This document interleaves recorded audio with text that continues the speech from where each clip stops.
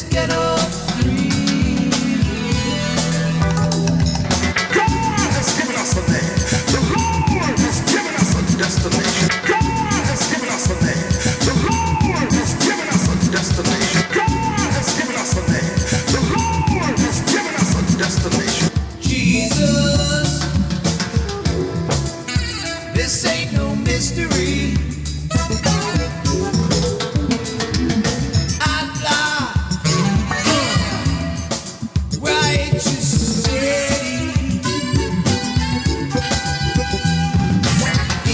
To the west side, river to river. Jesus. I'm here because I am a roaring lion crying out righteousness. Welcome, everyone, to the Trust in the Lord Hour. I am trusting in the Lord. What about you? To be happy with Jesus, you must trust and obey. Well, we've got a lot to do. I've got a real busy schedule. You know, I'm enjoying my life as a candidate for the mayor of the city of New York as a Lord's servant. With the scriptures, the verses of where Jesus talks about the sheep and the goats, about feeding the hungry, housing the homeless, clothing the naked, visiting the sick of the prisons. I'm really enjoying this. It's been an extraordinary time. And I pray that the journey has been an extraordinary journey for you as well. And some of the faithful members, that have been with us for a long time, people like Deacon Miller and Eric Adams. Eric Adams, he's the mayor, former mayor, the crook, not Eric Miller. And Sister Kane and Minister Honaker and a bunch of Joseph Manning and just a bunch of other, Jesse Munoz. That you're following me, and I'm glad you followed me into this path. It's a brutal journey. There's no doubt about it. There was a major debate here in New York between the Democratic mayors contested for mayor. I wasn't on that stage on last night. I will be on there once the general election heats up. But I'm enjoying this process, and there's some wonderful things that are happening, and I'm going to show you. I was out in Brooklyn on this past Monday, revisiting the site where I made the decision to leave the corporate world working for Procter & Gamble. And I wanted to help my brothers, as I stated before. Heroin was everywhere. Everybody was shooting up heroin. It was king, as some would say. And 50 years later, I find myself a pastor, and I'm going back to those places. And heroin and crack, and I'm going to have to have Elder Ramos talk to you all about the power of crack, but there's something else he wants to talk to you about as well. But what I want to do now, what this journey of seeking to be the mayor of the city of New York has led me to retrace my steps, perhaps, in a way that's meaningful. And I want to show you a clip that I was able to put together this past Monday of my talking about my father, Willie Martin Patterson. Now, he wasn't my biological father. My biological father was a man named Lawrence Manning. He and my mother divorced, and I was about the age of 3 years old, somewhere thereabouts, maybe 2 or 3 when they divorced. And Willie Martin Patterson married my mother at the time and raised me until I was 18 years old, fed me, put a roof over my head, taught me the disciplines, and gave me many of the skills that I have now, the understanding that I have now, the principles and mores that I express now. He taught me those things. And I want to let you listen to a video where I talked about when I became 14, 15, 16 years old, I'm not sure which, I raised my hand to fight him. And he was very sick at the time. He had been in the jungles of Okinawa, in the South Pacific, in World War II. He had contracted some sort of a disease that was fatal. He could barely breathe. He was so sick, and I raised my hand to fight him when I was a young boy. But I'm going to let you listen to the video. I'll explain to you what happened, and then I'll be back. So don't go anywhere. Mr. Engineer, cue up that video, please.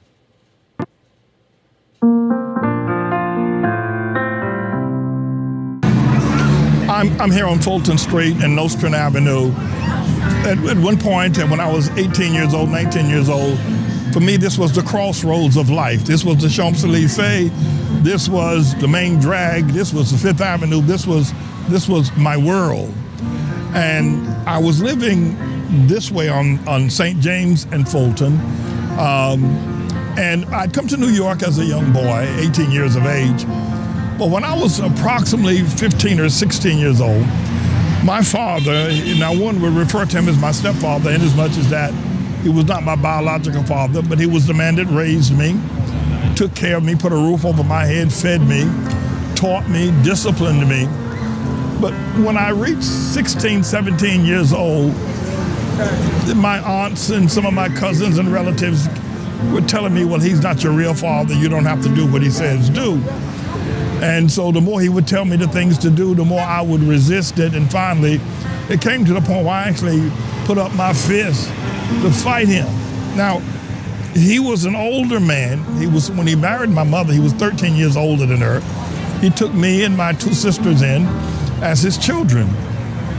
Now, why is this important? It's important because this used to be a chock full of nuts. Now, those from the old school remember chock full of nuts, the heavenly coffee, chock full of nuts, better coffee a millionaire's money can't buy was their slogan. And they had a thing called nut bread. And so I invited my father, who at 18 years old, I realized that I had made a grave mistake by fighting him or seeking to fight him. He just walked away. He had lung problems. He could barely walk 5 steps without stopping to breathe. And he was just in a bad shape. And I put up my fist to fight him. And the guy said, Pastor Man, you tell all these stories. You've done some awful things. I have. No, I have. Now, I'm deeply regretful of the things that I did.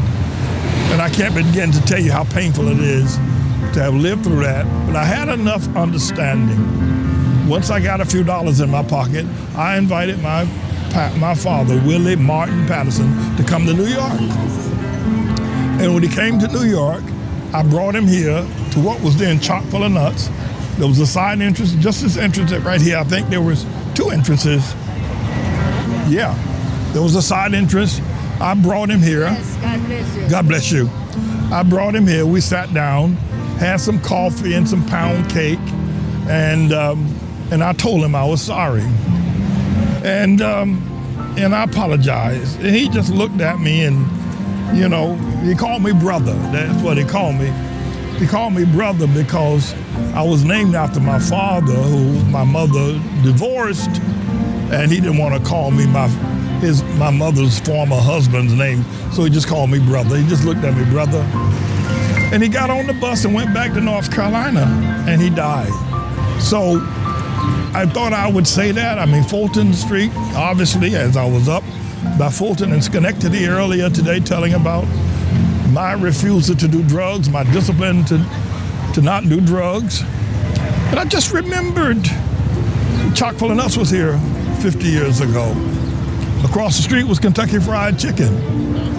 And I don't know what happened, why that store has not been reopened. It's a major corner store. It would appear that there'd be something going on there now.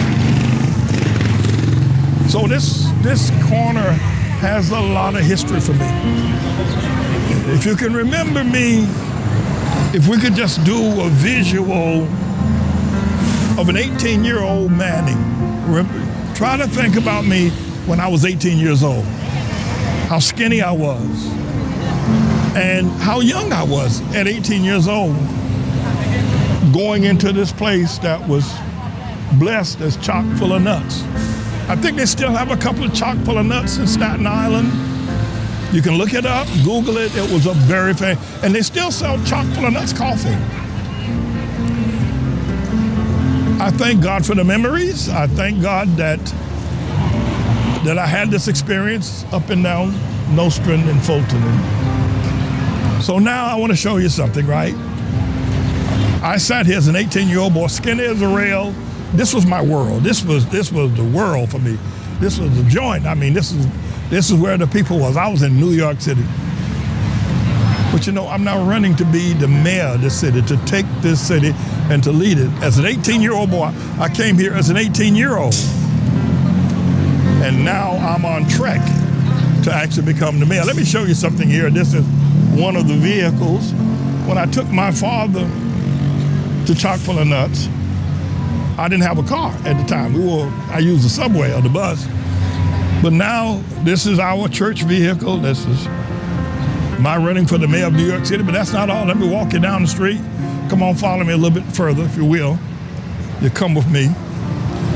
18 years old. If you can imagine me as an 18-year-old boy. This is our vehicle as well. The 18-year-old boy that called his father from North Carolina to come has now started a school himself and graduating college level students, graduating doctors and lawyers well, at least we got one doctor, but a number of people that have come through our church have become lawyers. So as an 18-year-old skinny boy from North Carolina, my mind was, during those years, my mind was, I don't know where I was. But this is a very important and very powerful time for me. And it's important that I become the mayor of the city of New York, having come here as a migrant from North Carolina. So I wanted to be able to express that. Chock full of nuts is a heavenly coffee. Better coffee millionaires' money can't buy. Chock full of nuts is a heavenly coffee. Better coffee millionaires' money can't buy. Thank y'all for taking the time to listen to me. Thank you for taking the time to understand. I guess when you live as long as I do, you have a lot of history. And I consider it to be very rich. Can I just spiritualize my stepfather, Willie Patterson? Walked this sidewalk. He's been dead now 45 years. My stepfather, the two of us, he was my father. The two of us, we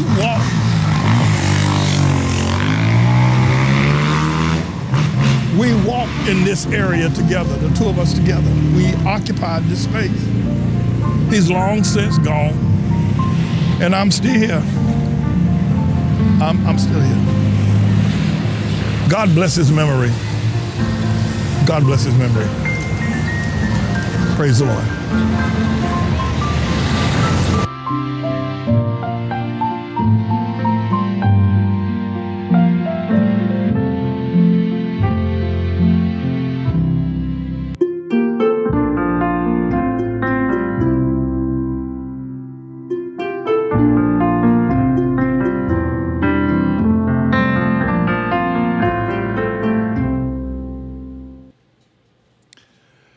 You know, I've done a lot of awful things in my life, mainly in my youth. I've done some good things, I'd like to think. One of the driving forces, if not beyond just loving Jesus and Jesus loving me, and my making the decision to serve him, is I try to correct all the things, and if I find a young man or a young woman or any person that is going wrong, like I went wrong, I raised my hand to fight my father. Thank God I had an opportunity to call him, to bring him up to New York and chock full of nuts, and he went back to North Carolina and immediately died. But if I find a young man going wrong, and if I find a person going wrong, I try to correct them because I know the pain. That's why I think it's so very important that I become the mayor of the city of New York, because it'll give me the opportunity to deal with young people in the New York City school system. I believe that I can correct a lot of the ills that are happening with our young people. I I believe I can remove the metal detectors from our New York City school system. I believe that, and I'm going to run. I'm running on the campaign that I will remove the metal detectors, and there'll be no guns in our New York City school system when I tell people my story. Arrested for armed robbery, myself with a sawed-off shotgun. I believe I can help. And I have helped to some degree. I wonder what you think about me. I wonder what you think about my life, and that's a part of my life. You probably heard me tell that, but not in a pictorial way and not in a personal way, on the actual geographical location where chock full of nuts used to be and where I was 50 years ago. 50 years ago, standing on that corner with and going into that store at the time chock full of nuts. I believe that my experiences are valuable. I pray that you think the same thing about me. I pray that you think, and I know that many of you do, and I thank you for your prayers, and I thank you for your support. I do. But I'm adamant about correcting the wrongs. As I apologize to my father, Willie Patterson, and send me down to City Hall. Send me down to City Hall. And I'm going to do the righteous thing. I'm not going to make the mistakes that there are people that many of these politicians and otherwise. You send me to City Hall. I want to show you one other. Actually, it's a video. It's a song by a young man who was a heroin addict. He shot heroin for a number of years. I think he had tried out and made the New York Yankees, who's a good baseball player, made the New York Yankees, but his heroin, and his father didn't give him the kind of love that perhaps he thought he should have. And he found me on the radio and came and joined our church. And I was a father, though we were not that separate in age, but I was a father to him.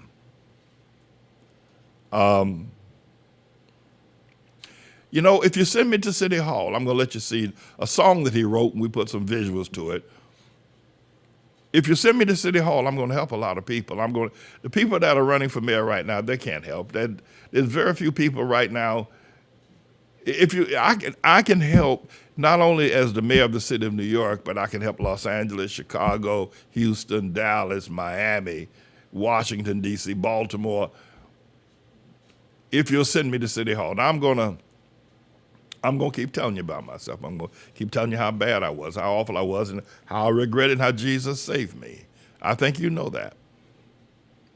But I think I'm gonna need you to send me to City Hall. I'm gonna need you. One of the things I'm going to need you to do is to go to our website and donate, but I'll get to that. I want you to see another young man that came to this ministry.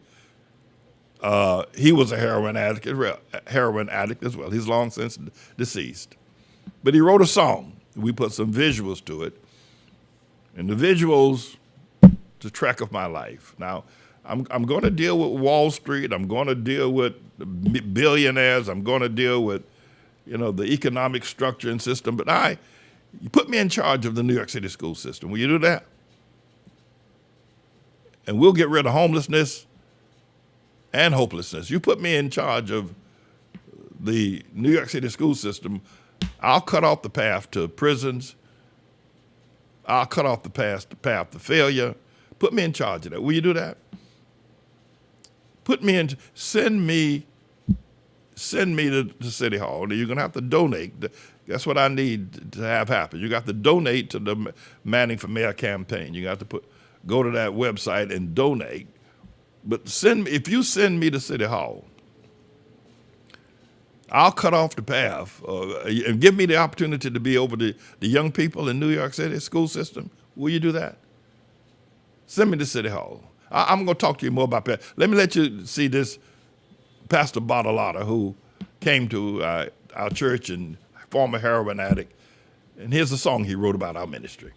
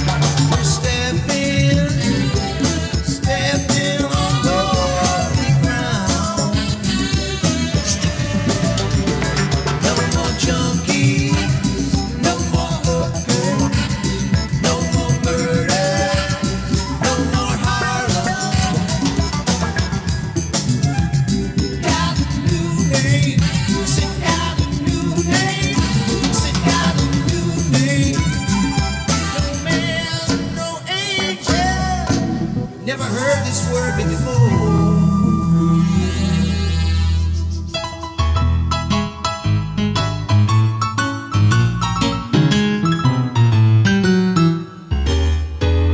Goodbye, Harlem.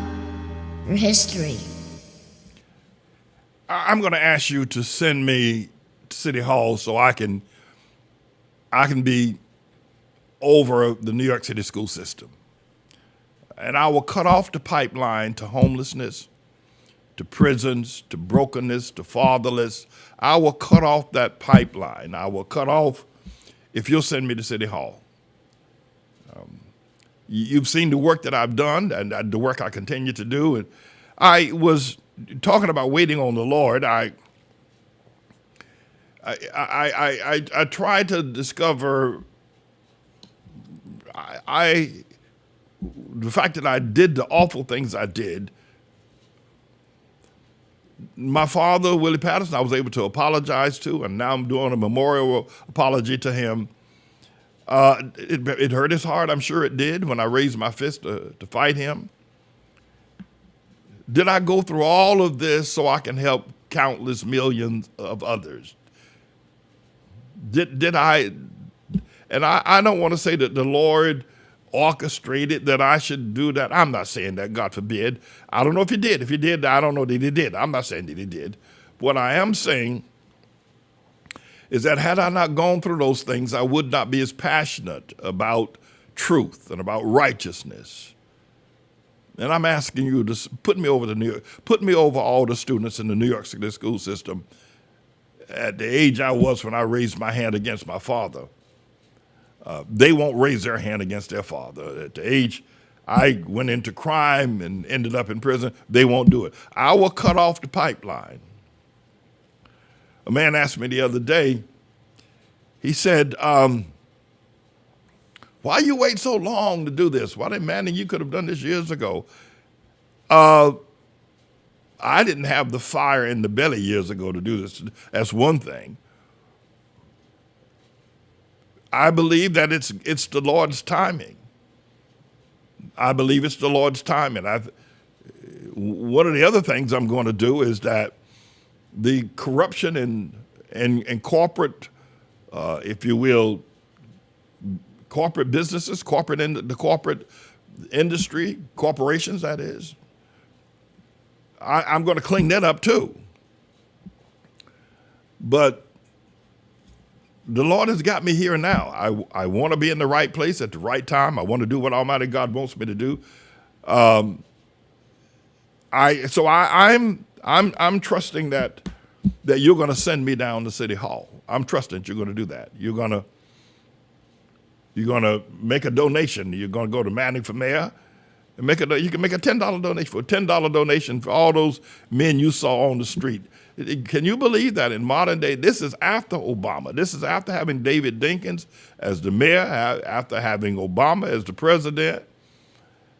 And yet it prevails because those people born mainly with a silver spoon in their mouth, I'm going to ask you to send me to City Hall.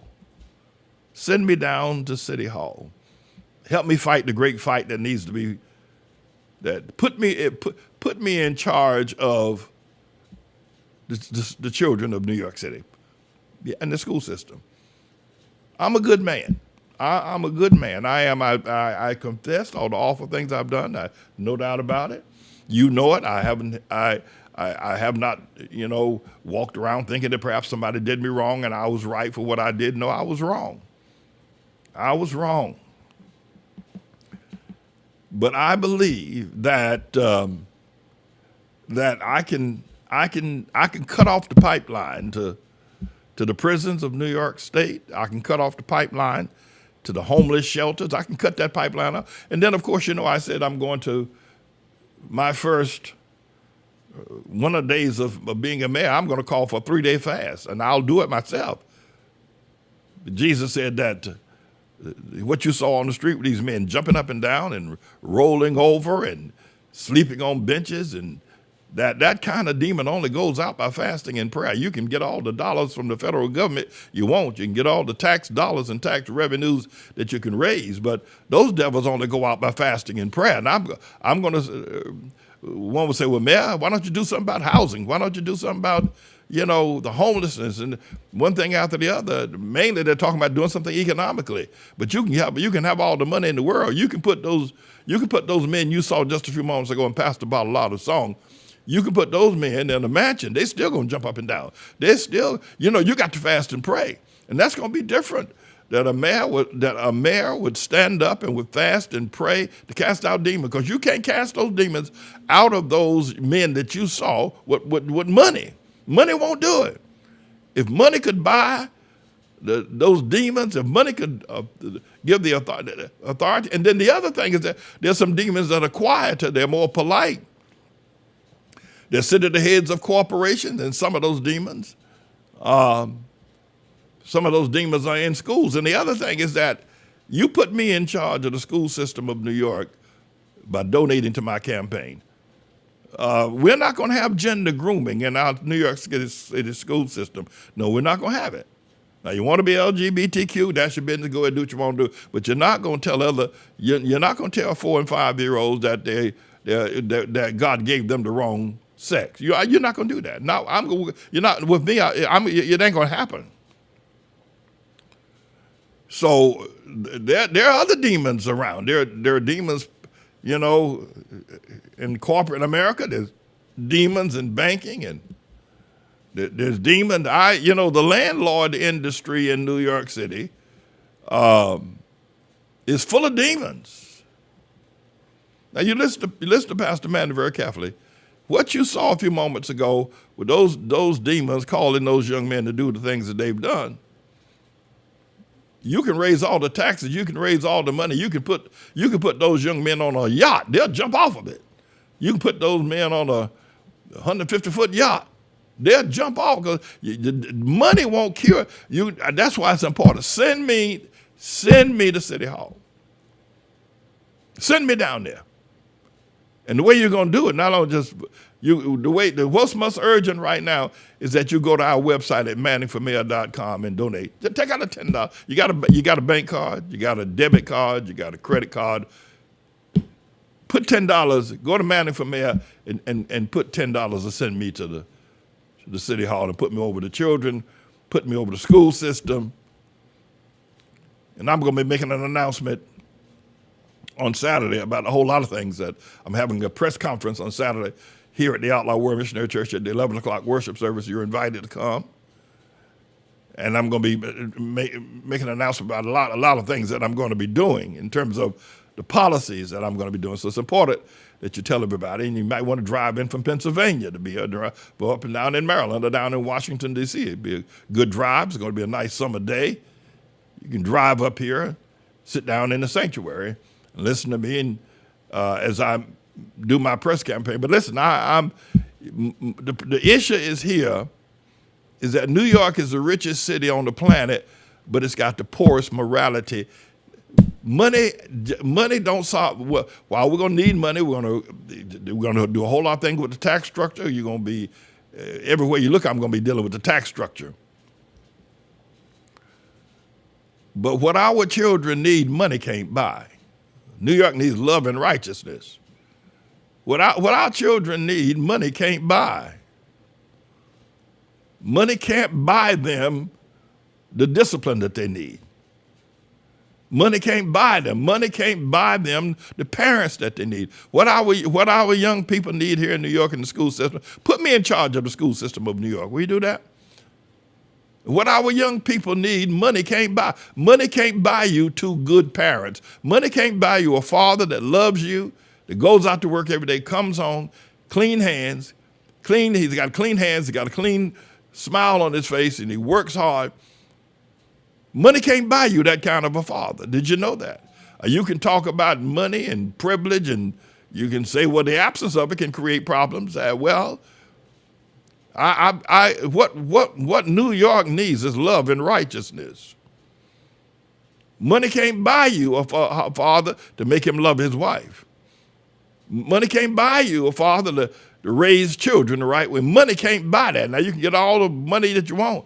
And money, these corporations, corporate greed needs to be done. I'm going to deal with all of that, but I think I need to start where I need to start with this homelessness. And I want you to put me in charge of the New York school system. Will you do that for me?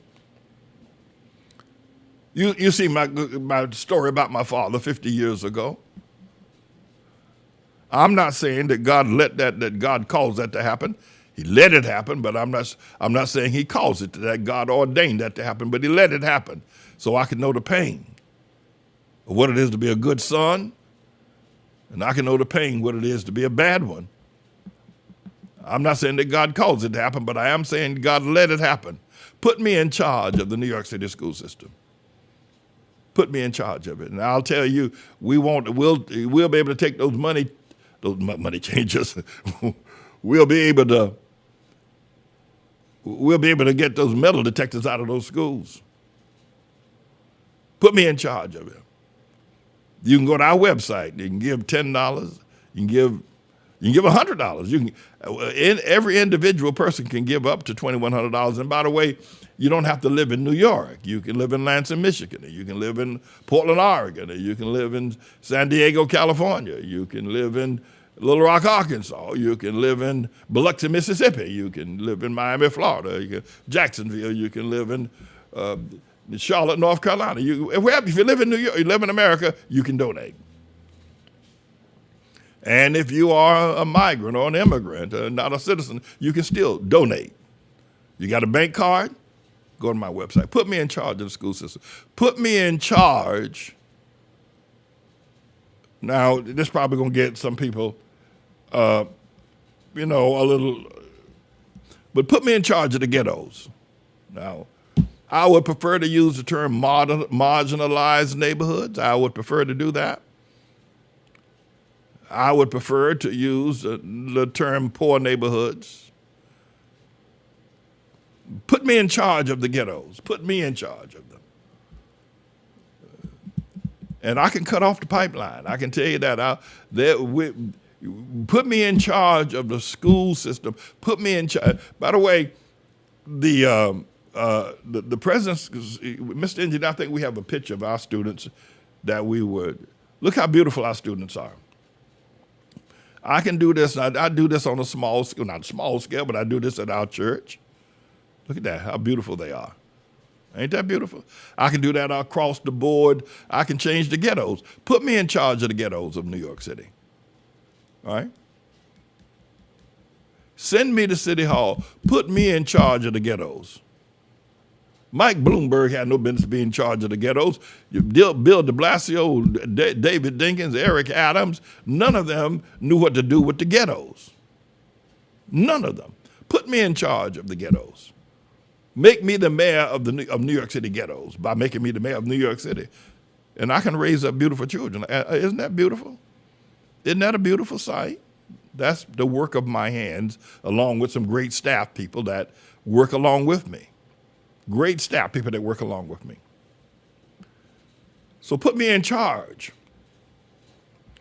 Put me in charge of the ghettos. Put me in charge of the New York City school system. We'll get rid of the metal detectors. 1 year after I've been mayor, there'll be no more metal detectors. Children can go to school without fear of guns. Put me in charge. Now, the other thing is that, so Manning for mayor, let me show them the yellow banner of Manning for mayor. So you put me in charge of the New York City school system, and young boys won't want to carry guns to school or knives or weapons. They won't want to do that. They'll have something else on their mind. They'll say, well, our principal went to prison, our mayor rather. And I'll sit and I'll talk with the young men. I'll spend time with them. I'll spend time with the young women. I will. So today is a very special broadcast day. I'm asking you to put me in charge of the New York City school system. I'm waiting on the Lord, and this is the time that He's chosen. Those memories on Fulton Street this past Monday were precious, remembering my stepfather, Willie Patterson. But go to manningformayor.com. Go to manningformayor.com and donate. You can start with $10. Everybody's got $10. Start with $10. And you can give $20 if you want. You can $40 if you like. $70. There's some numbers that the Lord uses often. God uses the number 40 and 70 and 120.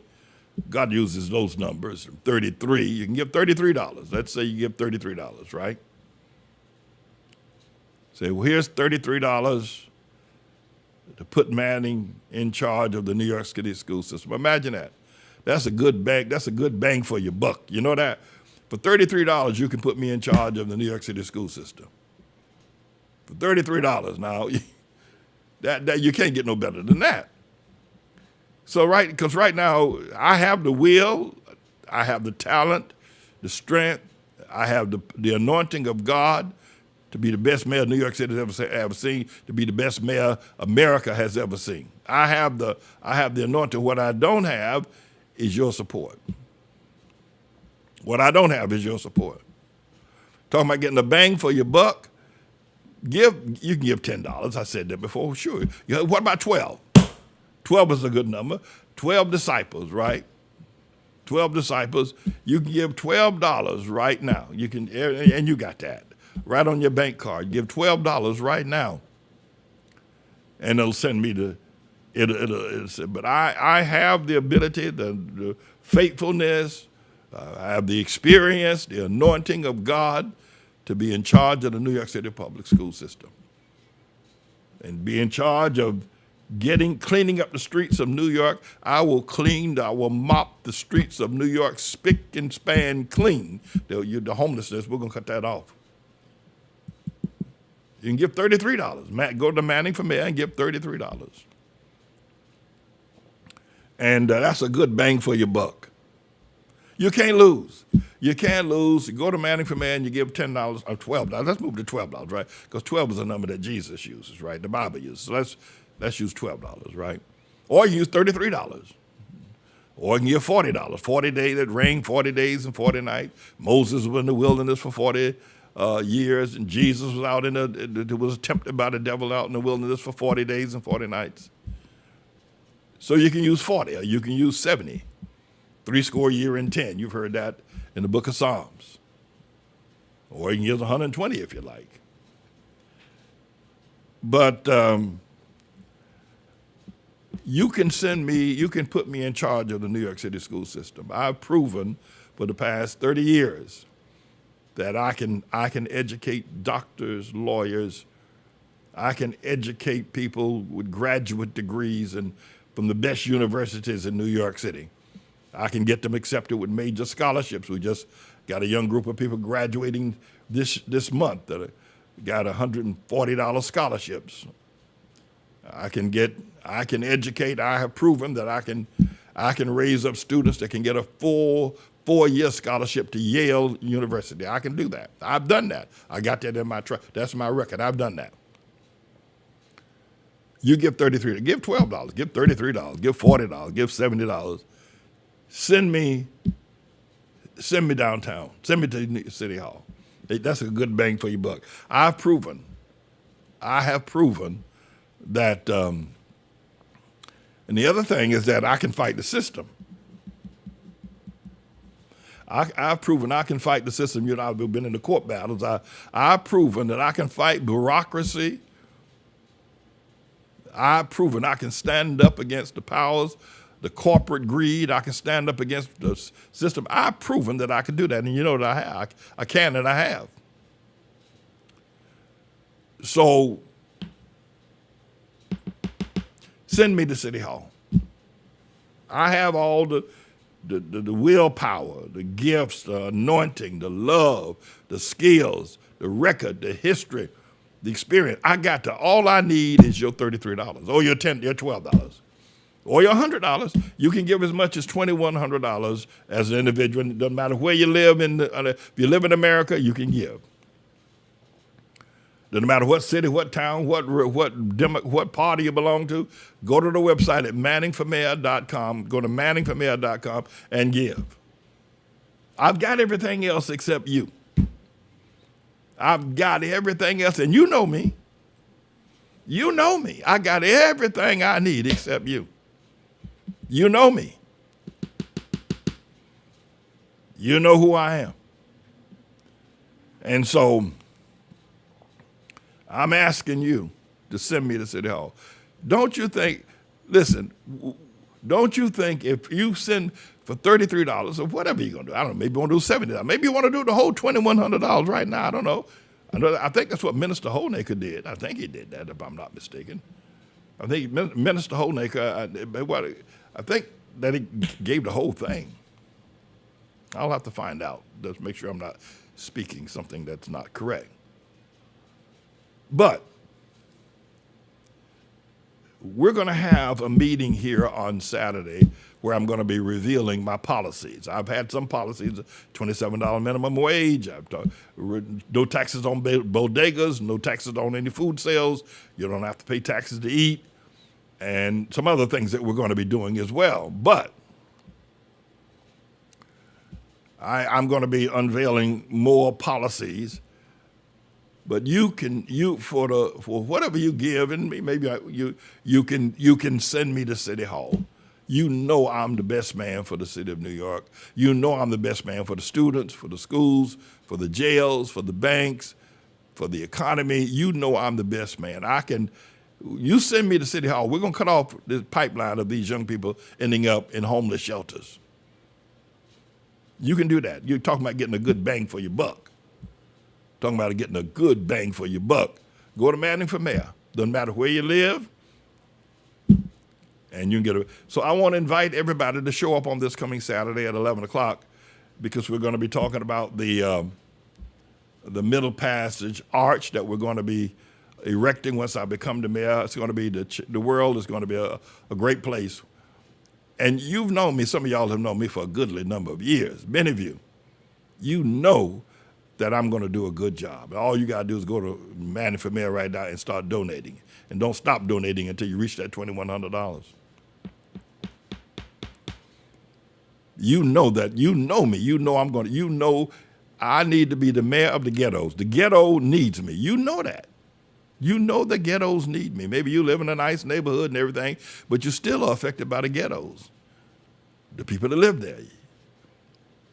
You see? So go to Manning for mayor and send me to City Hall. All right? I'm gonna let you hear my testimony about my father again, and the testimony of Pastor Bartolotta, new name. But can I ask you, let's touch and agree right now. Let's touch and agree. Jesus, while I am not boasting, I'm just bragging on you. There's nobody better qualified to be over the students, the children, and the schools of New York City than me, because I've got you. And there's nobody better to be over the young men going astray. There's nobody better. I went out on the street and I slept with the homeless for 3 days. I'm the best man. All I need. I have the qualifications. I have the talents. I have the abilities. I have the education. I have the passion. All I need is for the people every person listening to me to go to our website at Manning for Mayor and make a donation. I have the talents. And Jesus, speak into their ears and let them know that so many children will be helped by my wisdom, by my love, and also by the many mistakes I've made. Children will all over the city of New York will be helped by the mistakes I've made. Go to Manning for Mayor. Praise God. Go to Manning for Mayor. Go now and make that donation. Here's one more time. Honoring my father.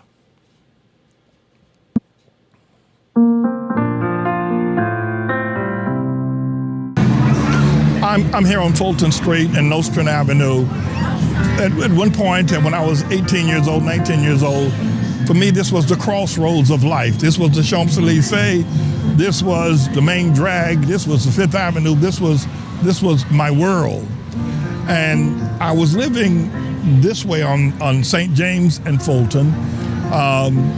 And I'd come to New York as a young boy, 18 years of age.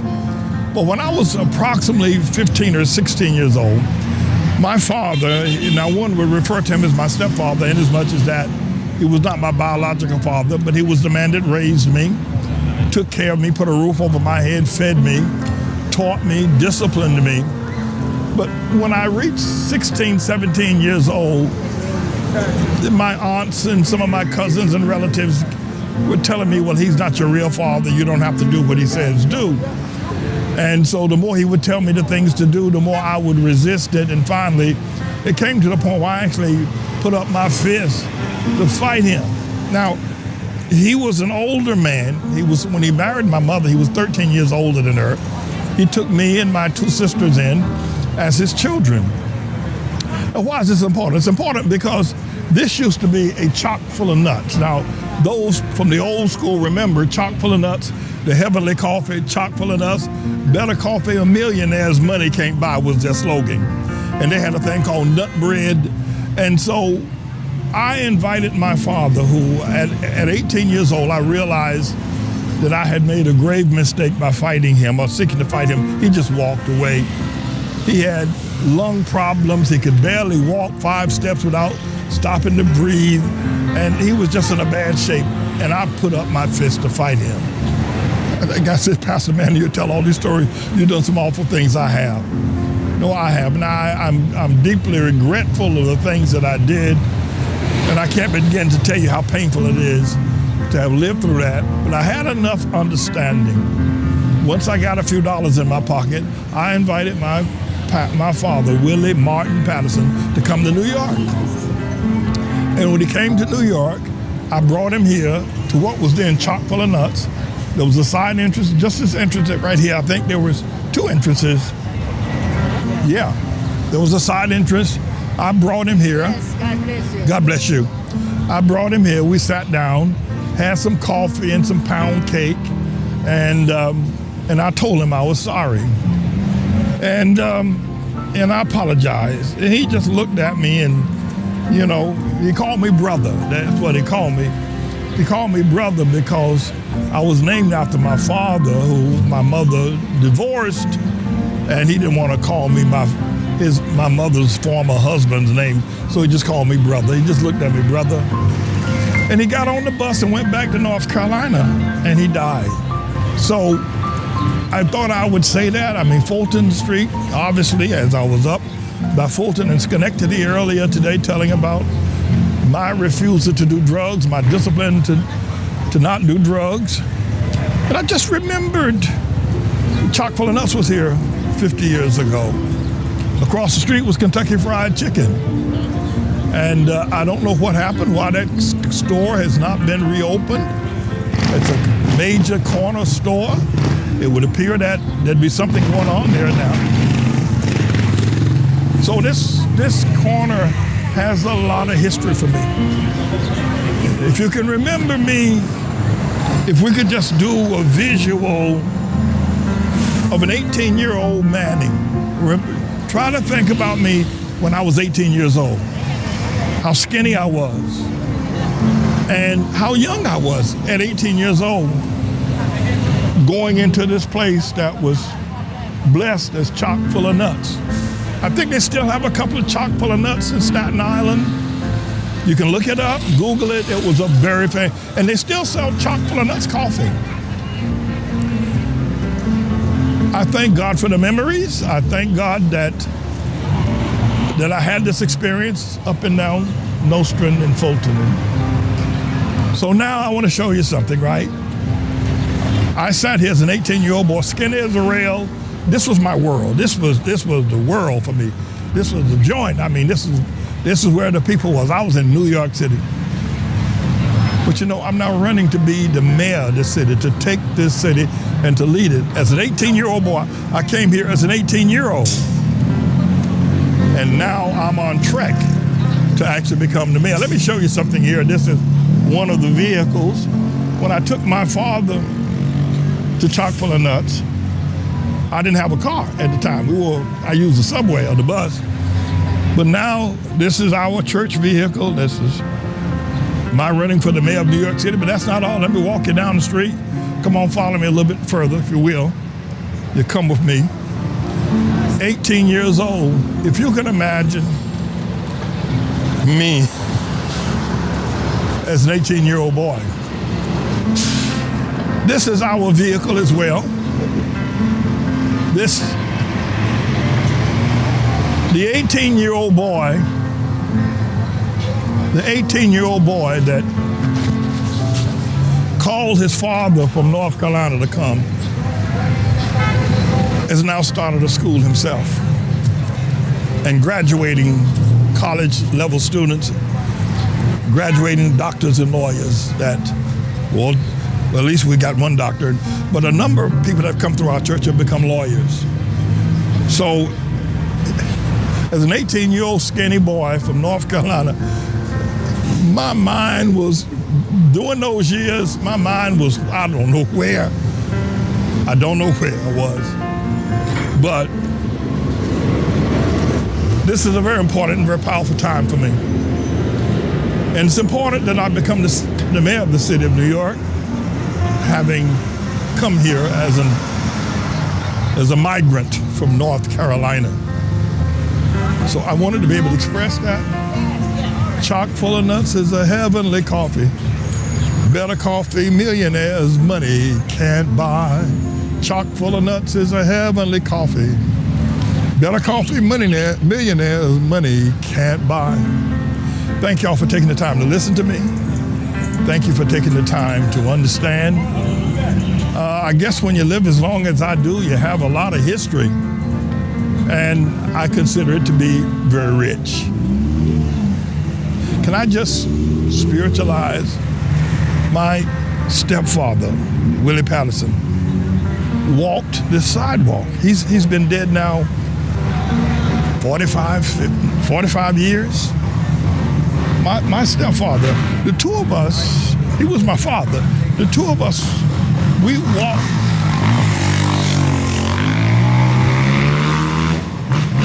walked in this area together, the two of us together. We occupied this space.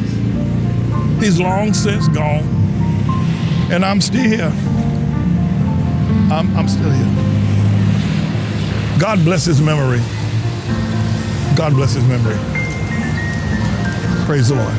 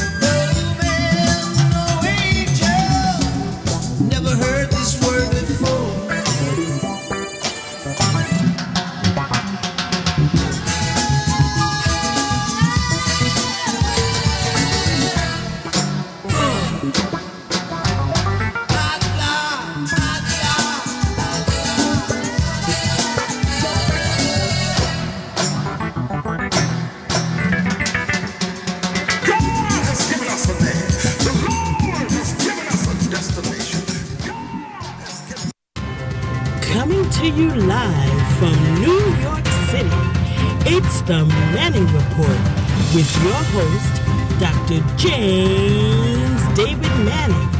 The truth behind the news and the news behind the headlines.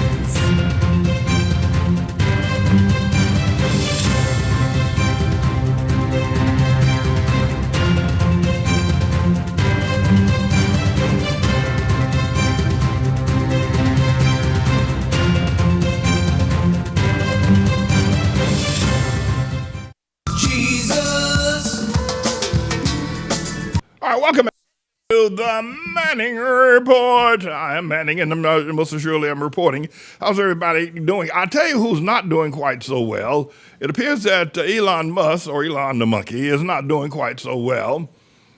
He's lost a ton of money on his Tesla sales in Europe, are down 69%. He's lost a quarter of his, whatever it was, $400 billion of worth he had.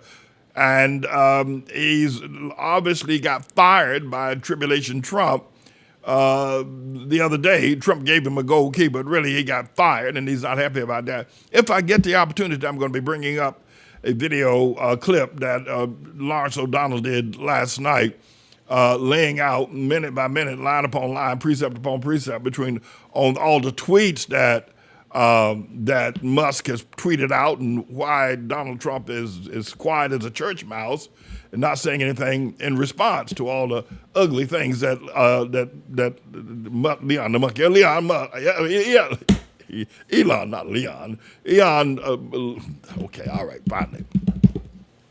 You get the idea. All right, let me turn the corner. Here's what I want to do. I want to let you know that we're going to be having on the 14th of September, 14th September is a great day. On the 14th of June, we're going to be having a town hall at 125th Street and 7th Avenue, announcing the building of the Memorial Middle Passage Arch, and the event will get started at about 2 o'clock. And what you see there is a rough draft of what the arch will look like, something like the Arc de Triomphe or the Brandenburg Gate or that you've seen around the world in other countries. We're going to build this memorial arch, memorizing and commemorating the millions of people that died in the Middle Passage between 1600 and 1900 when the slave trade was in vogue or happening continuously. Those ships crossing the Atlantic Ocean at the time took as much as 3 to 4 months. And many times people died on those voyages and they were just thrown overboard in what has been referred to as the Middle Passage. Well, there's nothing commemorating them here in America as notable as this particular memorial. We're going to build it, and we're going to build it on what has been named by people like Adam Clayton Powell Jr. and Charles Rangel and some of the others as African Square. Dr. Ben has also been very important in naming that corner African Square. So I'm going to build that arch. I'm going to create legislation to build that arch, to memorialize and to give voices to those who died and their voices have been stilled beneath the waves of the Atlantic Ocean. Their bones remained washed by the waves of the Atlantic Ocean. And there are probably as many bones as you can find anywhere in graveyards, waterly graveyards. So I'm going to build that arch as a memorial to those persons that died. And we're going to have a town hall meeting on this coming June the 14th to kick off that particular program. I've already told you that I'm pretty much acting as mayor at this moment. I'm going ahead and I'm acting even though I have not been elected mayor. And they had a forum last night. I think at one of the local television stations was able to hold a forum between the 7 or 8 Democrat candidates for mayor. I wasn't there. I'm running as an independent. And but the forum last night looked like it was well attended. Andrew Cuomo was there, and I don't think Eric Adams was there. But at any rate, I'm already acting as mayor. So I'm going to build that arch. And of course, with the power of, as the mayor of the city of New York, I will be able to create that legislation that will dedicate that land and will memorialize those voices that lie beneath the waves of the cold Atlantic Ocean. And so we want to ask you to mark on your books to be there on 125th Street and 7th Avenue on June 14th. It's a week from this Saturday at 2 o'clock. It's going to be a very spirited time. Also want to remind you that we're going to be having a kickoff of announcing more of our policies as the candidate for mayor. We're going to be announcing those policies on this coming Saturday, Sabbath, which is June the 7th, right here at the Outlaw World Missionary Church. And there are a large number of things that I think you're going to want to hear about, and you might want to be able to make note of, that you would hear on that historic day when I spoke from the pulpit of the Outlaw World Missionary Church, the things that we're going to be doing in terms of our run for the mayor of the city of New York. So that's going to happen. All that's coming up over the next couple of weeks. We've got a very exciting time, and if I get an opportunity, I think I need to get some information from Deborah Love Carter regarding the play that she's going to have, and from Elder LaFleur regarding the graduation ceremony that's going to happen here at the church. So be assured that we're very busy. We've got a large number of things going on. Actually, after I do this broadcast today, I'm going to be going up to 135th Street and Lenox Avenue, and I'm going to be campaigning up there, handing out flyers and talking to the people from about 4 o'clock to about 7 o'clock tonight. We're going to be doing that. And then tomorrow, I'm not sure exactly what time we're going to start. It'll start sometime after 2 o'clock tomorrow. We're going to be back on 125th Street and 7th Avenue doing more campaigning. So we're at a very busy time. We got a lot going on. And I pray at some point today to be able to, in this broadcast, to let you hear my testimony regarding my love and my apologies to my father, Willie Martin Patterson. I'm not getting ready to broadcast it just yet, but I do want to try to get it squeezed into this particular segment. So there's a lot going on. I want to thank all of y'all for your love and your prayers and all of your giving and your support. It's been noted, and we're thankful for it. And I want to thank God for all of the people that have been with me over the years. And maybe some of you might want to return to the fold. I sent out a tweet the other day, said, "Welcome to the truth." I don't know if the engineer can find it. And it says that, "Welcome to the truth. You've seen this sign for years. Now come meet the man." This announcement board is known around the world. God works in mysterious ways, as many have said, but this announcement board is my television, it's my press, it's my newspaper, and this pictures are taken of this particular announcement board, and they are shipped and posted around the world. One man said to me the other day that everything I put out there over the past 20 years, he's taken a photograph of it, and obviously he sent it to other people as well. But this announcement board has been instrumental in us giving our campaign, running our campaign, promoting our campaign, I should say, or promoting our ministry. Since the mainstream media decided to dump me, maybe 12 years ago, they decided to dump me, and they haven't been back to bother me anymore, mainly not because of what I said about Obama, but because of what I said about the LGBT community. So they decided we're going to gang up on Manning, and we ain't going to let him get no press. But I got my own press system, and people come by and take pictures of it, and they post it on their website, their social media platform. So I would imagine that this outlaw sign has been seen at least 1 billion times. I would imagine that it has been. No, really, seriously. When you consider TikTok and what's the other one, Instagram and Facebook and Twitter and X and all that kind of thing. I imagine that word outlaw has been seen 1 billion times. But at any rate, what I'm saying here is that many of you have seen and know me by that. You ought to come on to the church, sit down, meet me as a man, and let me become your pastor and your leader. And I think you're going to have a great experience. God's bringing us into a very powerful time, and we're giving him the glory and giving him the praise for having done so. All right, listen, everybody. I'm going to take a break, but don't go anywhere. I'll be right back with more of the Manning Report. Mayor Adams, you have the authority in your hand to release our church and school from this discriminatory tax lien law and the foreclosure actions that the courts have enjoyed. Show some support for working class people and set our church free. I mean, Eric, and I went down to City Hall and asked him to do this. He refused. So on the campaign trail, you're going to hear me talking about, that I asked Mayor Adams, and he could have just, I decided he could have come to our pulpit, call a press conference, and say, courts, Mellon Bank, set this church free. The city will be responsible. He could have done all he could do that right now. And we have served over 2 million meals to the city of New York. Never asked for a penny. No federal funding, no state funding. We have graduated over 500 students out of our schools. No state funding, no federal funding. And yet, I asked him to set our church free from this water and sewer bill, and he won't do it. I mean, what kind of devil is Mayor Eric Adams and all the other city officials also that won't do it? That's why I've got to become mayor. These devils, listen, all the city council, the mayor's office, it's a church, for crying out loud. We've served 2 million meals and everybody knows it.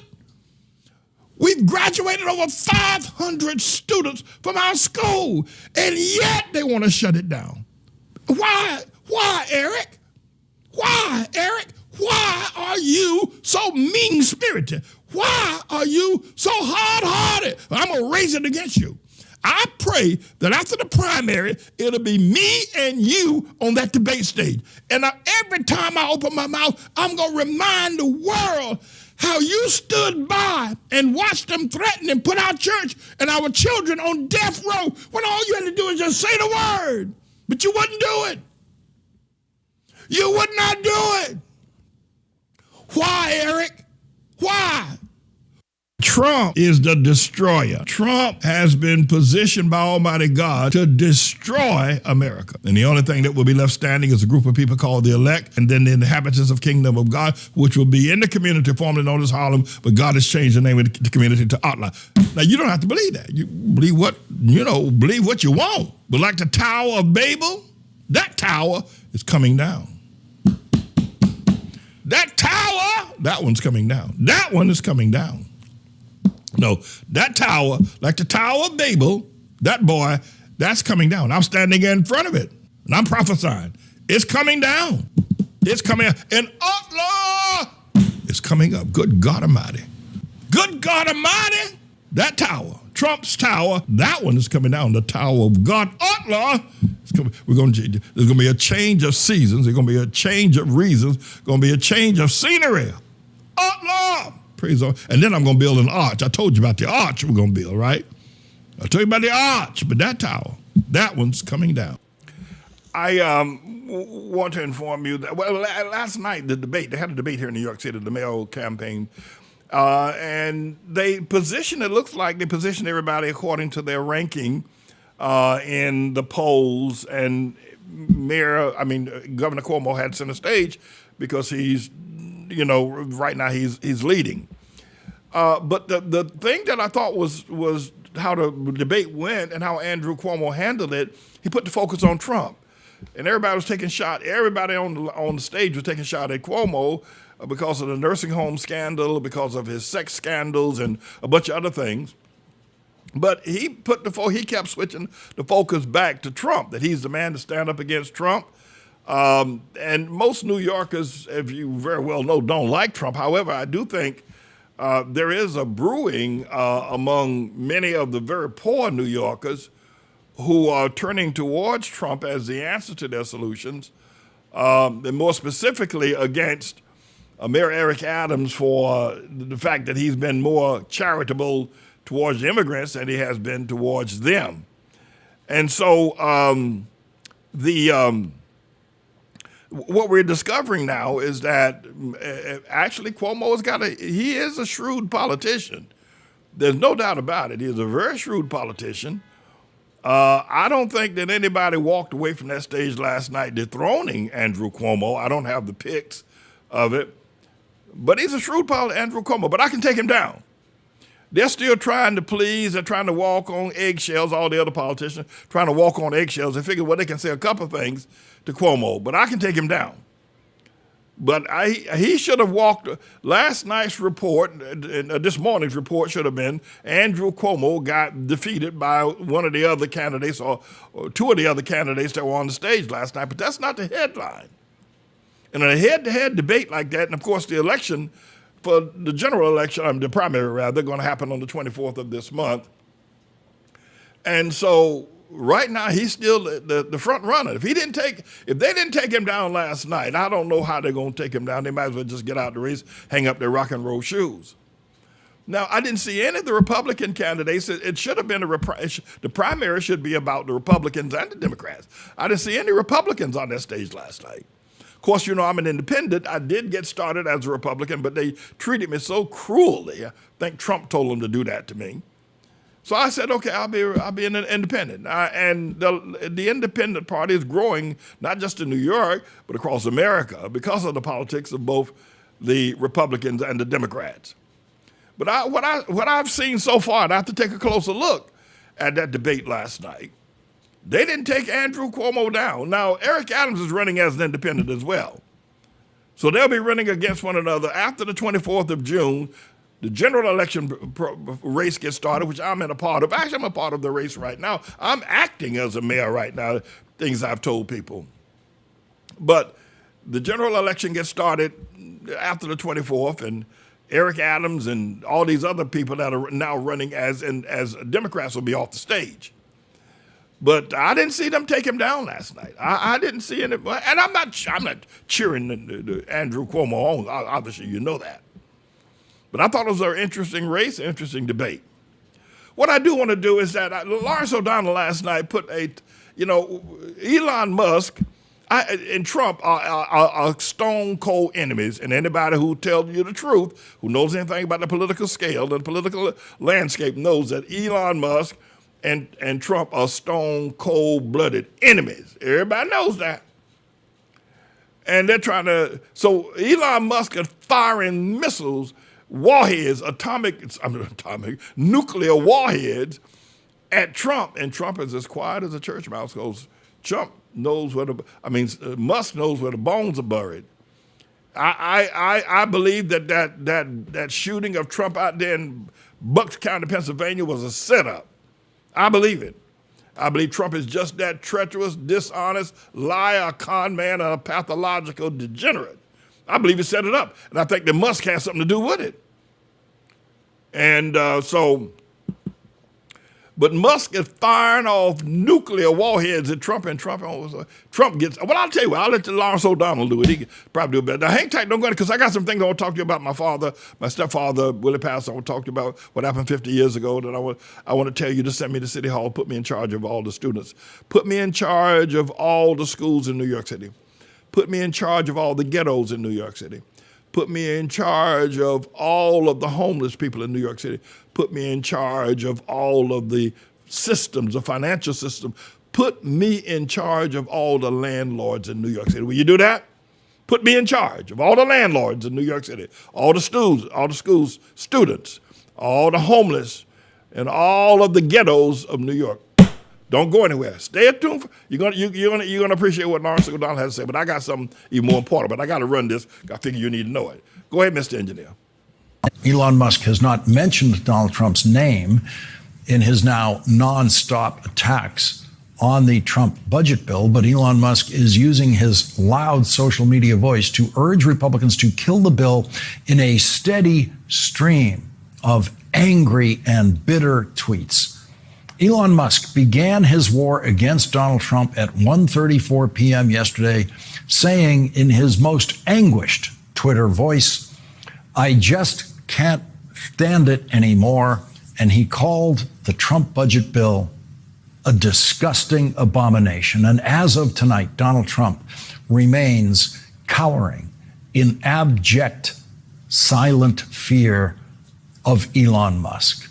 The proof that Donald Trump is terrified tonight after the richest person in the world turned against him is that Donald Trump has remained absolutely silent about Elon Musk's attacks on the Trump budget bill and Donald Trump. Now, when is the last time someone with a loud public microphone called Donald Trump or something Donald Trump was doing a disgusting abomination without being immediately attacked by Donald Trump? Remember, Donald Trump has attacked Taylor Swift for nothing. Donald Trump attacked Bruce Springsteen for something Bruce Springsteen said at a concert on the other side of the Atlantic Ocean. And Donald Trump attacked Bruce Springsteen immediately. Donald Trump's rule of life, as he announced in the first book published in his name, which of course was ghostwritten for him, that whenever he is criticized or something he's doing is criticized, he always has to hit back harder. That's Donald Trump's rule. But Donald Trump dare not strike back against the richest person in the world. Maybe Elon Musk can push Donald Trump to that breaking point that Elon Musk himself reached yesterday at 1:34 p.m. when he screamed on Twitter, "I just can't stand it anymore." Donald Trump might get there, but Donald Trump has never, ever taken longer to get there as he maintains his fearful silence about Elon Musk.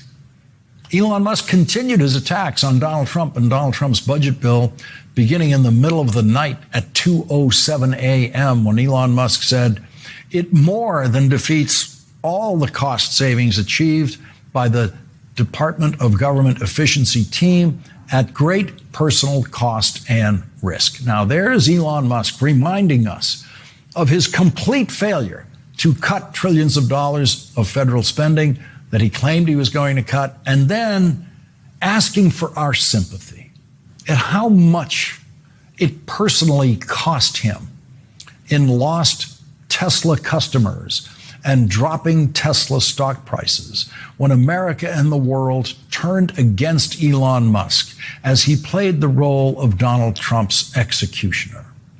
The world turned against Elon Musk with Tesla sales dropping around the world, while Elon Musk was deciding to take food away from starving babies, from starving children, from starving people of all ages who depend on famine relief from the United States Agency for International Development, which Elon Musk personally decided to destroy. And Elon Musk now wants us to feel sorry for him about the cost and the risk that he suffered while being Donald Trump's executioner. 7 minutes after that tweet, at 2:14 a.m., Elon Musk tweeted, "This immense level of overspending will drive America into debt slavery." No, it won't, but it is more debt than the country has ever had. And 14 minutes after that, at 2:28 a.m., Elon Musk attacked Donald Trump and his budget bill again, saying interest payments already consume 25% of all government revenue. This is Elon Musk speaking, so of course that's not true. Interest on the debt is not that high. It's high, but not that high. Elon Musk then put down his Twitter machine for almost 8 hours and then began attacking Donald Trump and his budget bill again just after noontime today. And then Donald Trump finally arose from his Twitter silence about Elon Musk attacking him.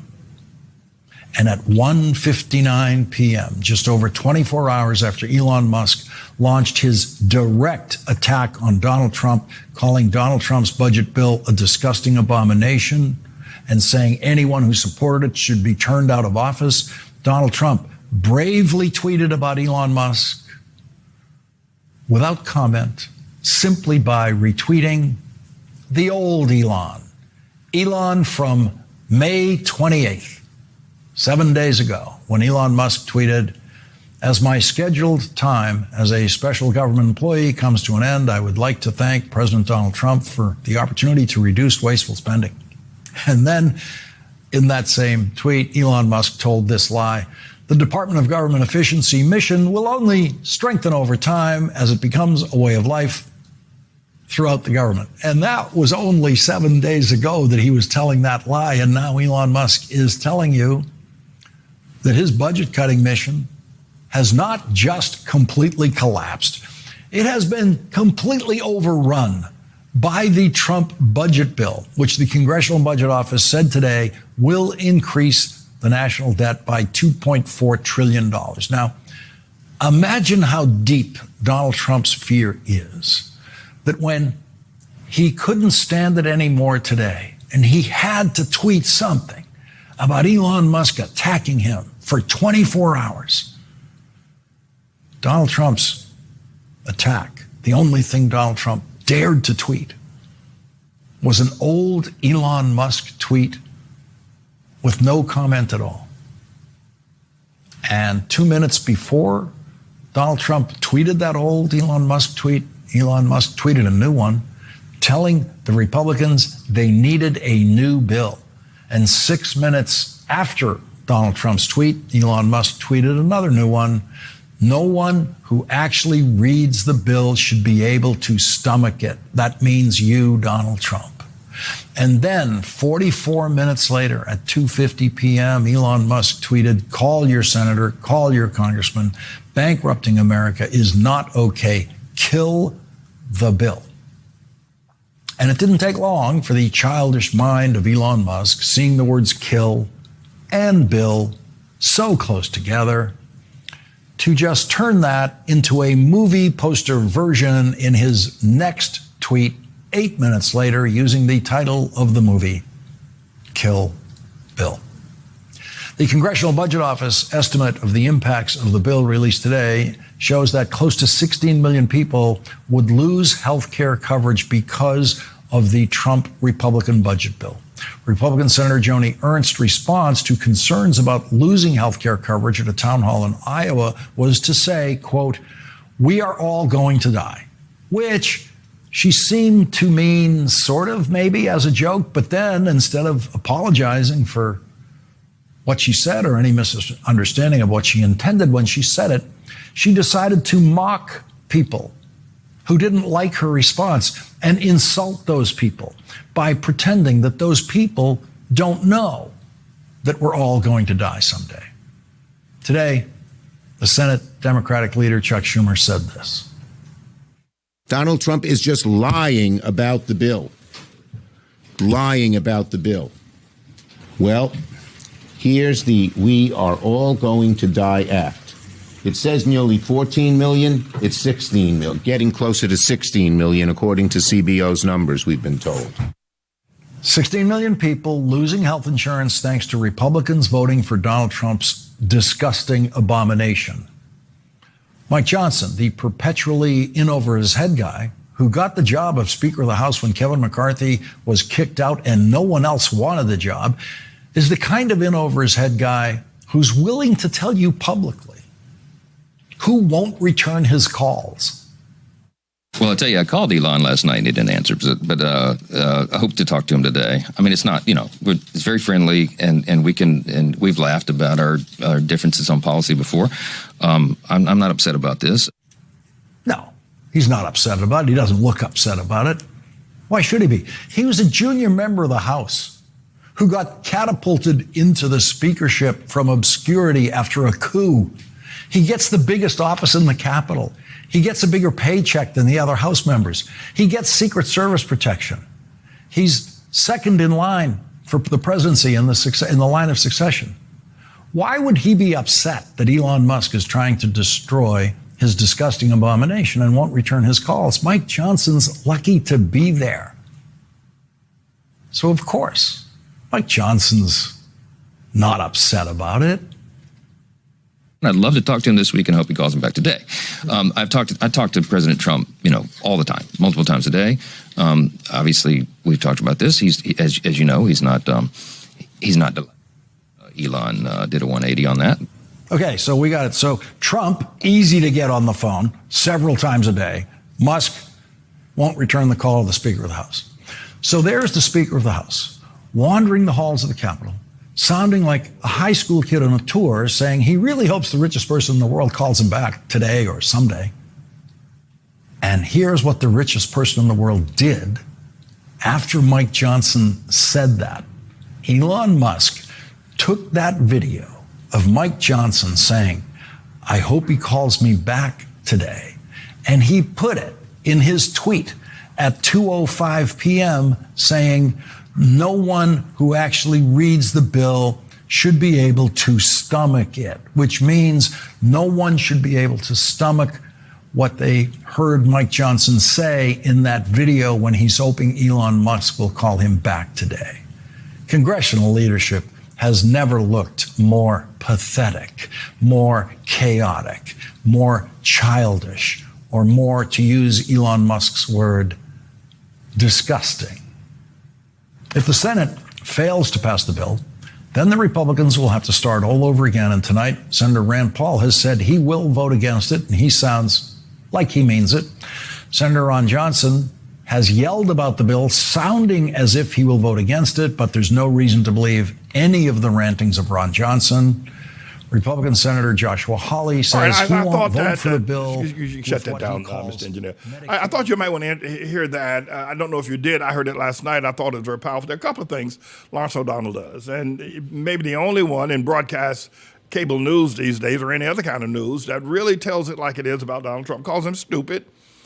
And everybody's taken to the point of calling Trump a liar. As you heard, Chuck-a-Luck Schumer called him a liar just a few moments ago. He's a leader of the minority leader in the Senate, called Trump a liar and that he lies. So people are now just very comfortable that America's comfortable with Trump being called a liar as well.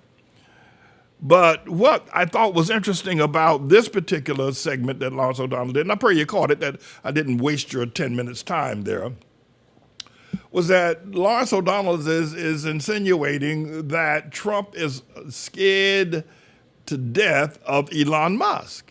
And I agree. I second that insinuation or whatever it is I said. I second it. Suggestion that Trump is definitely afraid, and I think the reason why Trump is definitely afraid is because Elon Musk knows where the bones are buried. I think without some of the shady, even crooked, if not criminal things that Elon Musk and Trump did together, Trump would not have won the election. He would not have. And it wasn't until actually Elon Musk joined forces with Trump that he began to get some momentum towards winning the election, even back against Joe Biden and Camelback Black Harris. So we may have some very serious issues here because Musk may not stop here. Now, Trump is silent. Trump don't let nobody talk about it. I think the thing that caught my attention is that Trump went off the chain on Taylor Swift, Bob Jackson. Hey, Bob Jackson, if you're listening. Trump went off on Taylor Swift, went off on Bruce Springsteen, Minister Honaker. He went off on old Brucey, cousin Brucey. And Elon Musk is assaulting Trump in the most profound and powerful way, and Trump ain't saying nothing. So that could portend that something far worse could be coming, and I suspect that it will. I suspect that the explosion, unless Elon Musk gets rubbed out, or accidentally falls out a window or something, this is going to get worse. It's going to get uglier. And we can readily see what the deal is there. But no, Trump is allowing Elon. The other thing about this is that the fact that Trump will not respond to Elon Musk is that how hurt is Elon Musk that Trump fired him? And the other thing that one would think about, that Musk would think about Trump is that if he's not responding to him, he's ignoring me. That might make it even worse. So we might be in a tough time here in America, looking at these two people fighting with one another.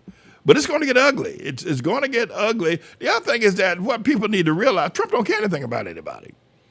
Trump does not care anything. I don't care who you think you are. You can thank Mike Pence. You can thank your J.D. Vance. You can thank your Lindsey Graham. Well, you can. Trump is incapable of caring about anybody other than himself and money. He's incapable. Elon Musk made the fatal mistake of thinking that he and Trump were going to be chummies and buddies. That's impossible. It's impossible. Trump, you can no more expect Trump to be actually to have any empathy or sympathy or concern about anybody on this planet. He doesn't care. He can't. And not that he doesn't. That would be one thing if he chose not to. He's incapable. He's incapable. You would probably see a longtime person, Mighty Joe Young. You'd see Tarzan give birth to a baby girl before Trump could even begin to care about anybody. The man was born a freak. The man was born a freak. And not only that, but equal to that, he's a con man. It's like he sends out electronic waves into the brains of people to make them believe the lies that he tells. So that's who he is, and that's who Satan has as his servant. Trump is incapable. And is incapable of not lying or conning. That's just what he does. And then nothing. So Elon Musk, once I suppose he becomes aware of this, what's he going to do about it? Because Elon Musk is the richest man on the planet, and will he walk away from this fight? I don't know. I don't think so. I think it's only going to get worse. Listen, let me turn a corner. Let me talk to you a little bit about, I need you to send me to City Hall. I need you to elect me to go to City Hall, and you're going to have to go to our website at Manning for Mayor. I have all of the necessary equipment. I need you to make me the superintendent of all the school students in New York City. Every public school in New York, you need to make me the superintendent of it by making me the mayor of the city of New York. You need to put me in charge of every teenage girl and boy, every middle age, every kindergartner. You need to put me in charge. And now I'm not asking you to do this without precedent. I have a record of 33 years of doing an excellent job. Anybody that can raise up in their own private school, a student accepted at Yale or Juilliard, or Cardozo Law School, New York University, Pratt Institute, Fordham University, St. John's University.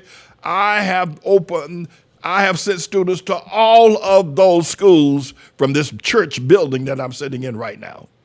Put me in charge of all the school system, and we'll get rid of the metal detectors. In 1 year, there'll be no more metal detectors. I need you to do that. I need you to put me in charge of all the homeless people. I will eradicate homelessness and cut off the pathway to both homelessness and prisons. They will dry up if you put me in charge of the city of New York. Send me to City Hall. How are you going to do that? By going to Manning for Mayor, making a donation. You know, I said the other day you can make a $10 donation. Well, you probably, I like to use biblical numbers, so 10 is good if that's what you want to do, but let me use some biblical numbers. You know, the Bible uses 12, the 12 tribes of Israel. We've got the 12 seasons, 12 months of the year. We've got, the 12 disciples. So maybe $12. Go to Manning for Mayor. I have everything I need. The only thing I don't have is you. And I need your donation. Everything else I can do on my own. Everything else I can do. I need you to go to Manning for Mayor, make a donation. You can use 12, give $12. You can use the number $33, right? 33 years Jesus did ministry. Use 33. Or you can use 40. You can give $40. The 40 days that it rained, 40 days and 40 nights. Jesus was in the wilderness fasting and praying.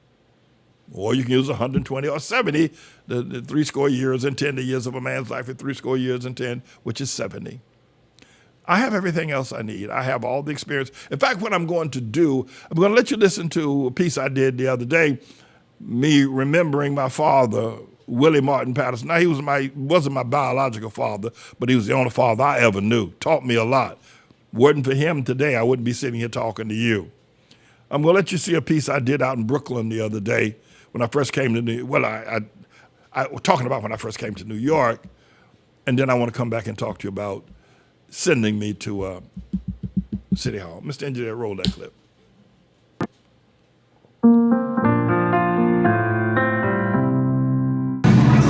I'm here on Fulton Street and Nostrand Avenue. At one point, when I was 18 years old, 19 years old, for me, this was the crossroads of life. This was the Champs-Élysées. This was the main drag. This was the Fifth Avenue. This was my world. And I was living this way on St. James and Fulton. And I'd come to New York as a young boy, 18 years of age. But when I was approximately 15 or 16 years old, my father, now one would refer to him as my stepfather in as much as that he was not my biological father, but he was the man that raised me, took care of me, put a roof over my head, fed me, taught me, disciplined me. But when I reached 16, 17 years old, my aunts and some of my cousins and relatives were telling me, well, he's not your real father. You don't have to do what he says do. And so the more he would tell me the things to do, the more I would resist it. And finally, it came to the point where I actually put up my fist to fight him. Now, he was an older man. When he married my mother, he was 13 years older than her. He took me and my two sisters in as his children. Now, why is this important? It's important because this used to be a chock full of nuts. Now, those from the old school remember chock full of nuts, the heavenly coffee, chock full of nuts, better coffee a millionaire's money can't buy was their slogan. And they had a thing called nut bread. And so I invited my father, who at 18 years old, I realized that I had made a grave mistake by fighting him or seeking to fight him. He just walked away. He had lung problems. He could barely walk 5 steps without stopping to breathe. And he was just in a bad shape. And I put up my fist to fight him. I think I said, Pastor Manny, you tell all these stories. You've done some awful things. I have. No, I have. And I'm deeply regretful of the things that I did. And I can't begin to tell you how painful it is to have lived through that. But I had enough understanding. Once I got a few dollars in my pocket, I invited my father, Willie Martin Patterson, to come to New York. And when he came to New York, I brought him here to what was then chock full of nuts. There was a side entrance, just this entrance right here. I think there was 2 entrances. Yeah, there was a side entrance. I brought him here. Yes, God bless you. God bless you. I brought him here. We sat down, had some coffee and some pound cake, and I told him I was sorry. And I apologized. And he just looked at me and, you know, he called me brother. That's what he called me. He called me brother because I was named after my father, who my mother divorced, and he didn't want to call me my mother's former husband's name, so he just called me brother. He just looked at me, brother. And he got on the bus and went back to North Carolina, and he died. So I thought I would say that. I mean, Fulton Street, obviously, as I was up by Fulton and Schenectady earlier today, telling about my refusal to do drugs, my discipline to not do drugs. And I just remembered chock full of nuts was here 50 years ago. Across the street was Kentucky Fried Chicken. And I don't know what happened, why that store has not been reopened. It's a major corner store. It would appear that there'd be something going on there now. So this corner has a lot of history for me. If you can remember me, if we could just do a visual of an 18-year-old Manning. Try to think about me when I was 18 years old, how skinny I was, and how young I was at 18 years old, going into this place that was blessed as chock full of nuts. I think they still have a couple of chock full of nuts in Staten Island. You can look it up, Google it. It was a very famous, and they still sell chock full of nuts coffee.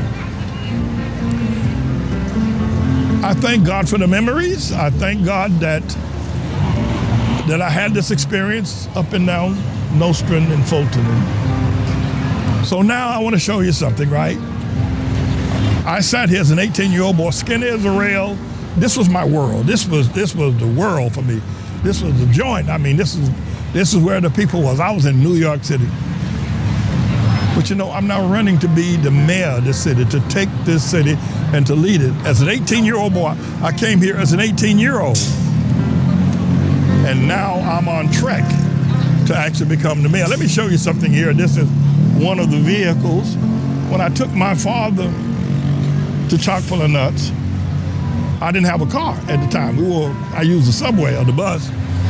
But now this is our church vehicle. This is my running for the mayor of New York City, but that's not all. Let me walk you down the street. Come on, follow me a little bit further, if you will. You come with me. 18 years old. If you can imagine me as an 18-year-old boy. This is our vehicle as well. The 18-year-old boy that called his father from North Carolina to come has now started a school himself and graduating college-level students, graduating doctors and lawyers that, well, at least we got one doctor, but a number of people that have come through our church have become lawyers. So, as an 18-year-old skinny boy from North Carolina, my mind was, during those years, my mind was, I don't know where. I don't know where I was. But this is a very important and very powerful time for me. And it's important that I become the mayor of the city of New York, having come here as a migrant from North Carolina. So I wanted to be able to express that. Chock full of nuts is a heavenly coffee. Better coffee millionaires' money can't buy. Chock full of nuts is a heavenly coffee. Better coffee millionaires' money can't buy. Thank y'all for taking the time to listen to me. Thank you for taking the time to understand. I guess when you live as long as I do, you have a lot of history. And I consider it to be very rich. Can I just spiritualize my stepfather, Willie Patterson, walked this sidewalk. He's been dead now 45 years. My stepfather, the two of us, he was my father.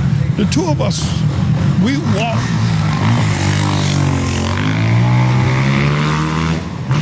We walked in this area together, the two of us together. We occupied this space. He's long since gone, and I'm still here. I'm still here. God bless his memory. God bless his memory.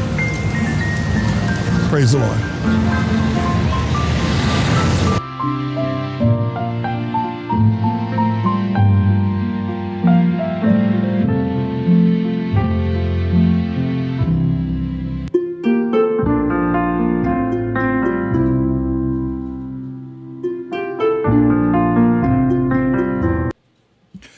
I want to ask you to put me in charge of all the young men, in New York City by making me the mayor of New York City.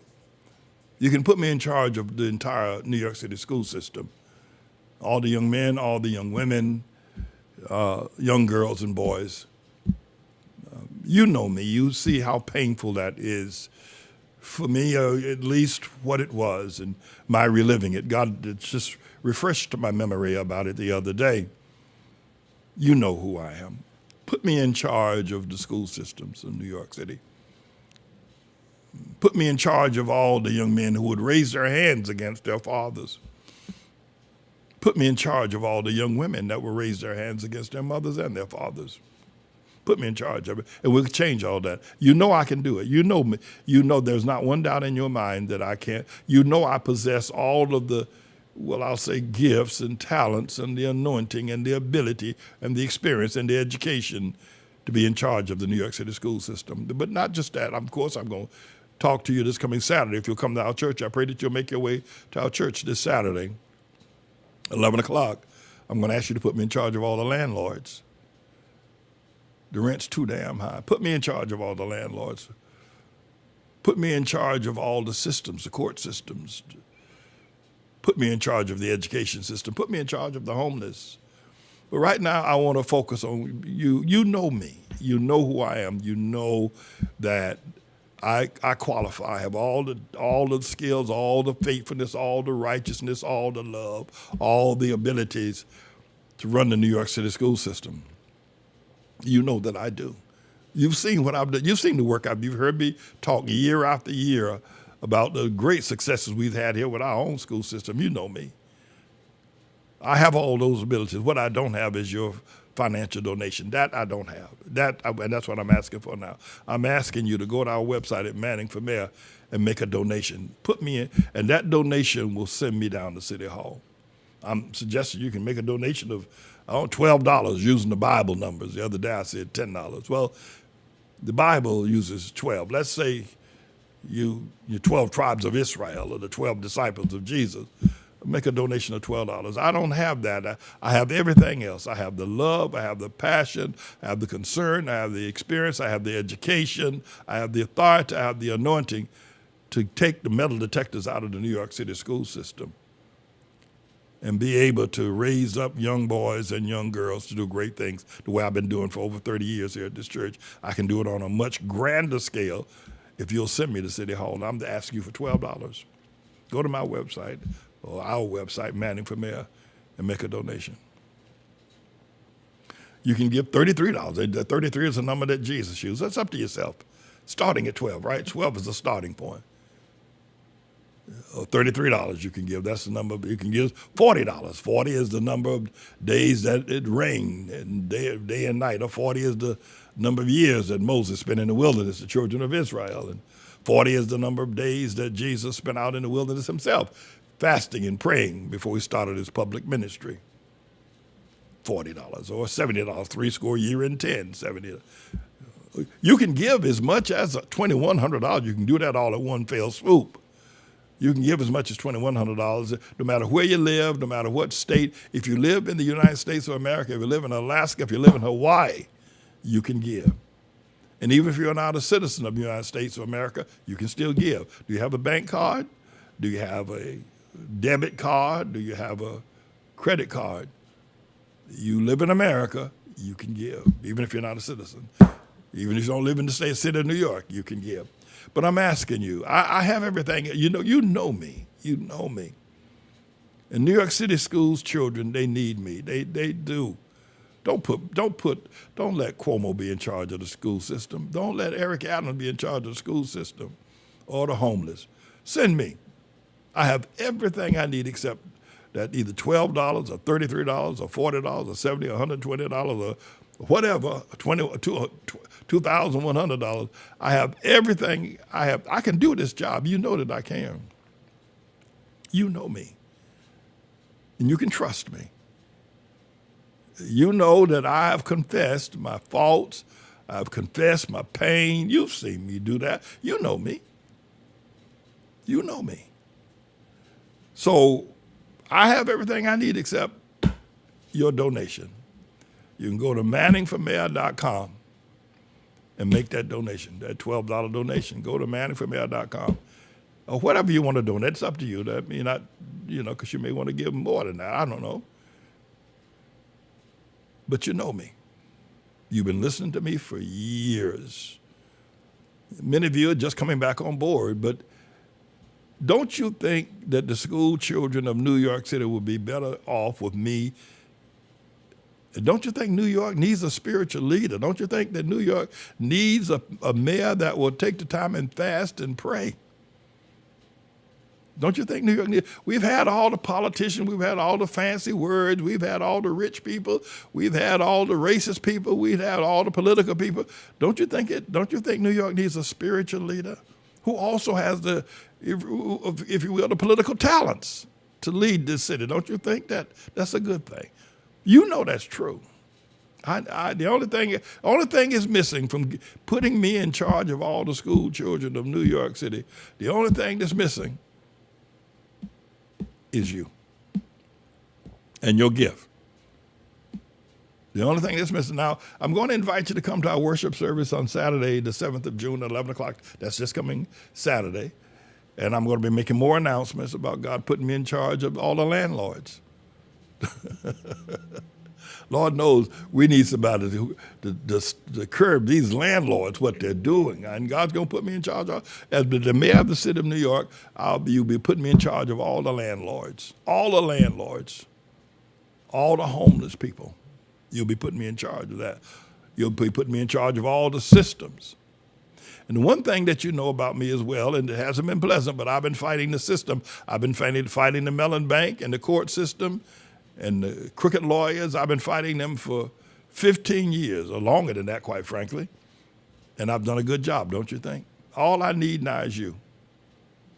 The only thing standing between a righteous man raising up students who will do great things, don't go to jail, cut off the pipeline to the prisons, cut off the pipeline to homelessness, establish strong families.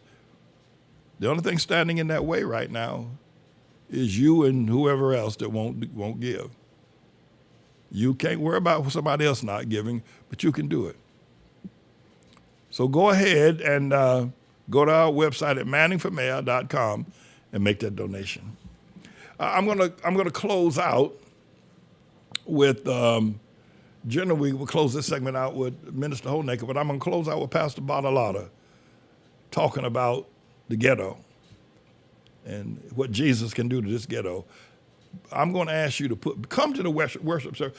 Go right now. Don't wait till Saturday. Go now, right now, to Manning for Mayor right now. Go to Manning for Mayor right now and make your donation. But also come to the worship service this coming Saturday at 11 o'clock, because I'll be saying a whole lot more. But I can do it if you'll send me there. If you'll send me, I can do it. All right, Mr. Engineer. Let us hear about Badalata.